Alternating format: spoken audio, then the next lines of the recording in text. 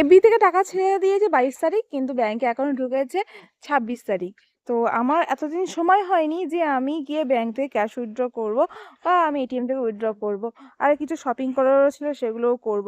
তো ফাইনালি কালকে আমি রেডি হয়ে বিকালবেলা বেরিয়ে গেছিলাম। অনেকবার ছোটিকে আম্মুকে রিকোয়েস্ট করলাম যাওয়ার জন্য, আমি একা যাবো বলে, কিন্তু ছোটির পড়া ছিল কালকে আর আম্মু একটা কাজে বেরিয়েছে, যার জন্য আর হয়নি, ওদের কেউ সঙ্গে গেল না আমার। আর আমার ভাইয়ের তো মাধ্যমিক পরীক্ষা, তোকে আমি প্রেশার দিইনি। তারপর কি ব্যাগপত্র বার করলাম, আর আমার এটিএম কার্ড, আমার হাজব্যান্ডের এটিএম কার্ড, আর এদিকে আমার যে অ্যাকাউন্টে এফবি থেকে টাকা ঢুকেছে সেই এটিএম কার্ড নিয়ে নিলাম। নতুন কার্ড এসে ওটাকে এখন পিন জেনারেট করতে হবে, পুরোনো কার্ডটা ল্যাপস হয়ে গেছিলো, যার জন্যই আমার নতুন কার্ড এসে সেগুলো নিয়ে আমি চললাম রেডি হয়ে। একা একা যাচ্ছি, কি আর করা যাবে। মা বলছিল যাবে কিনা, আমি বললাম না থাক, আমি একার কাজ আমি একা মিটিয়ে নিতে পারবো।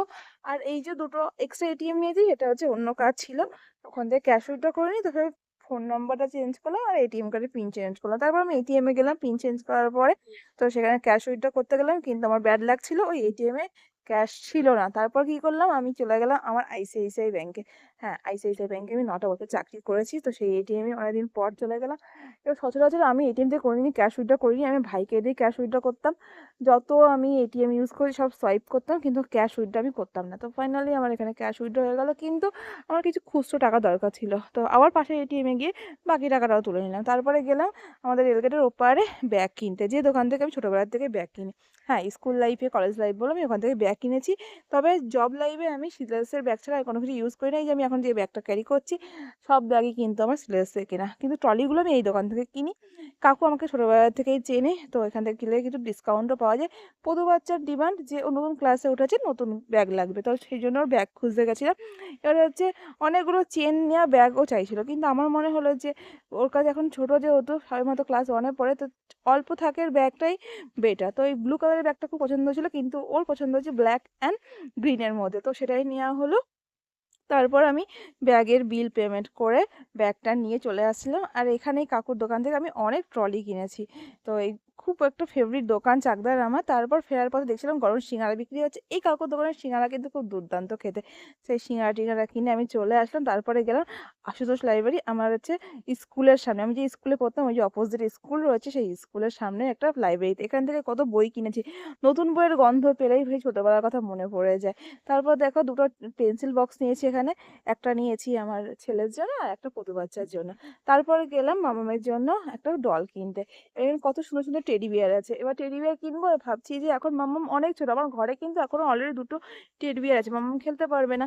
তো এখানে অনেক খেলনা রয়েছে, এবার আমি ভাবছি আমার মামা কবে বড় হবে, কবে আমি এই খেলনাগুলো কিনতে যাব। এত সুন্দর সুন্দর ডলগুলো রয়েছে, পুতুলগুলো রয়েছে, কিন্তু আমার মাম্মাম এগুলো দিয়ে খেলতে চায় না।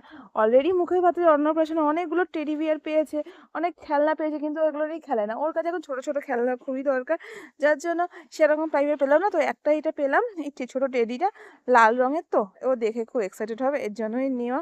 তবে এই লাল টেডিটা নিয়েছি আমি। আর তারপর শপিং টপিং করে আরও কয়েকটা জিনিস কেনার পরে আমি চলে এসেছিলাম বাড়িতে টোটো করে।